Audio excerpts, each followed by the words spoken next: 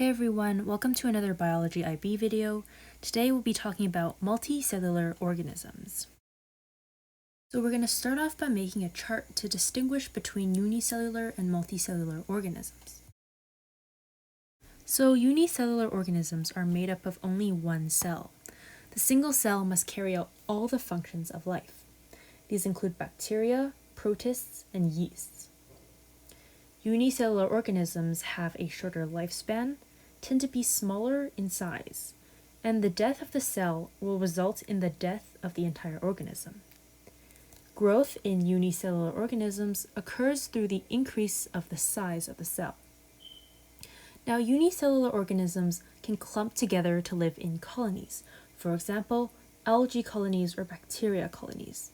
These cells are in close proximity and cooperate with one another, but the cells are not fused together to form a single organism.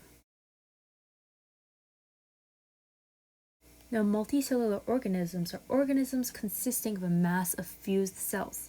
From the earthworm to the human being, multicellular organisms are much more complex. There is the division of labor, meaning that different cells or groups of cells will perform different tasks and take up different roles within the organism. This makes multicellular organisms more efficient in completing tasks. The division of labor implies that cells are specialized to perform specific functions. Specialized cells include red blood cells, nerve cells, and photoreceptive cells. These cells work together to sustain the entire organism. Multicellular organisms have a longer lifespan, tend to be larger in size, and the death of a single cell will not kill the entire organism, as there are other cells with the same function and cells that can arise to replace it. Growth occurs through the division of cells, which causes the number of cells to increase. The characteristics of a multicellular organism, including the fact that it is living, is due to the interactions between the smaller components comprising it. These characteristics are called emergent properties. Properties or characteristics that arise or emerge due to the interaction between the components constituting it, or the property something gains when its individual components work together. No single component has these properties, but when the components come together, these emergent properties arise.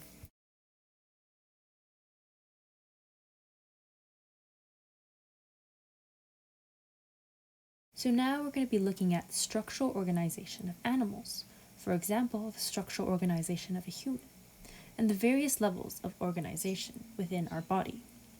So when we look at the human, interactions between various components within our body give way to our characteristics. The basic unit of life, as mentioned in an earlier video, is the cell. Now, cells with a similar function come together to form something called tissues, for example, connective tissues or muscle tissues. Tissues are then further organized together to complete a function, forming organs, such as our heart, lungs, liver, and kidneys. Organs work together cooperatively in organ systems. For example, the digestive system, the respiratory system, and the circulatory system. And finally, organ systems come together to form the human body. Here I'm just drawing a simple flowchart that shows structural organization within the human body. So from that, we can start to understand why multicellular organisms are so much more complex than unicellular organisms. The different cells, tissues, organs, and organ systems within the human body and animal body cooperate together to complete many different functions that unicellular organisms cannot complete on their own. So we're going to wrap up this video by talking about cell differentiation and specialization. Differentiation is the process by which cells develop in different ways to carry out a specific function. So now you may be wondering, how do cells differentiate in order to complete a specified role? For example, how do red blood cells know to carry oxygen? How do rod cells know to absorb light and transmit impulses through the optic nerve? Specialized cells can have the optimal shape and optimal cellular content in order to perform a highly specific function, which, once again, make them more efficient at their job than unicellular organisms. Differentiation involves something called gene expression, which means some genes in a cell's genome, or the complete set of DNA in an organism, are turned on, while other genes are turned off. Each cell in the body carries the complete set of DNA, so genes have the complete set of genes and could, theoretically, differentiate along any pathway to become any type of cell. However, in individual cells, only a couple genes will be expressed or activated or turned on in its lifetime. When a gene is expressed or activated in a cell, it produces a particular gene product, such as a protein.